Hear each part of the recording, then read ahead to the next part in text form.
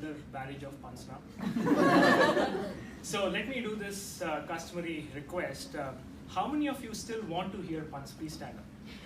Please stand up. Nice. Okay, take a seat. That was my first little stand-up routine.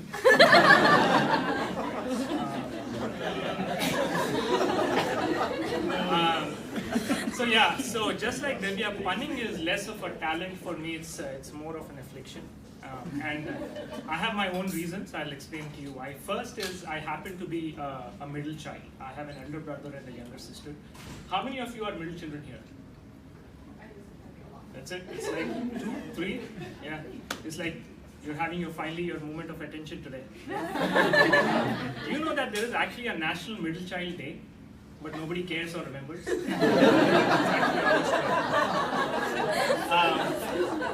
So being a middle child mathematically made me very mean and very average.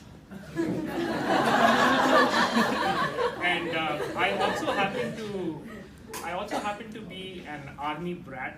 Are any army brats out here? No? One? Okay. So constant traveling. In fact, I think BRAT is an acronym. BRAT stands for Born, Raised and Transferred. Yeah. Or being relocated all the time. So in order to really address my middle child syndrome and my existential angst, I used to do a lot of things to just gain attention. For example, one day my parents and my siblings were playing Scrabble. And what I did was I just went ahead and gobbled up a bunch of Scrabble tiles. Yeah. My parents were obviously shocked and they were at a loss for words. My mom took me to the hospital and the doctor said, "Good that you brought him in time because with the kind of letters he swallowed, it could have spelled disaster." So my mom agreed and she said that she's going to have a word with me. Then I think they took me to the X-ray technician and the X-ray technician asked me what happened. And I tried to lie, but being him, he saw right through it. And the doctor was successfully able to, I think, retrieve all the consonants from my stomach. And he said that the rest of the letters will come out the following morning when I will have a good vowel movement. So we were able to retrieve all the tiles. But what happened was that the stomach acid in my stomach eroded the numbers on the tiles. So playing with them was sort of pointless. Right. So punning has been a gut reaction for me ever since. So I started to develop this interest in puns. I decided to write my first theatrical performance on puns. It was my first play on words. And in order to write that play, I ordered a dictionary and a thesaurus online from the cheapest eBay retailer there. And when the dictionary and thesaurus arrived, I opened the dictionary and all I saw was a bunch of blank pages. I had no words to describe how angry I was. Even the thesaurus, it was the world's worst thesaurus. It was not only terrible, it was terrible. Anyway, so I am traveling a lot nowadays. My clients are all over the place. So spending a lot of time in the airport. And I sometimes wonder if God really intended us to fly. He should have made it easier for us to get onto the airplane, but that's not the case. So I'm spending a lot of time just waiting in the terminals to the point that I have developed some kind of a migraine. I went to the doctor and he diagnosed me with a terminal disease. And he suggested that I do some kind of a yoga, but given my schedule, accommodating yoga was a bit of a stretch. I tried to join a gym to get some exercise done, but again, given my schedule, it did not work out. So anyway, I recently went to India, came back, and I was trying to collect my suitcase, my baggage, and the carousel, but my suitcase was completely destroyed. Yeah, it was shred to pieces, and I was so angry. I wanted to sue the airline. I called my lawyer, but he said I didn't have much of a case. But I was able to retrieve my clothes, though somebody had went and hung them by the airport hanger. So anyway, that's why I hate checking in bags. And one entity in the universe that I really envy is the photon for the same reason, because as you know, photon is always traveling light. Oh man. So,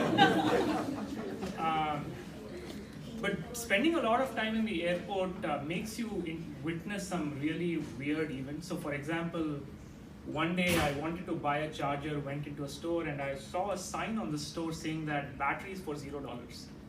And then I see a man come and pick up those batteries, go, only to come back 30 minutes later, really angry at the store owner, screaming at him and saying that, hey, these are dead batteries, why did you give me dead batteries? The store owner says, that's why I was giving them free of charge. The man doesn't get the joke. He basically is very angry and he takes the bunch of batteries and assaults the store owner. Yeah.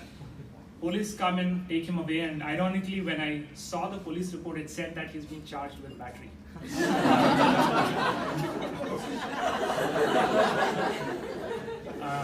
The other day I went into a store to buy something, and the store owner was completely irresponsible, idling away, completely unresponsive, no sense of duty, no sense of job. I was really furious till I realized I was in a duty-free shop.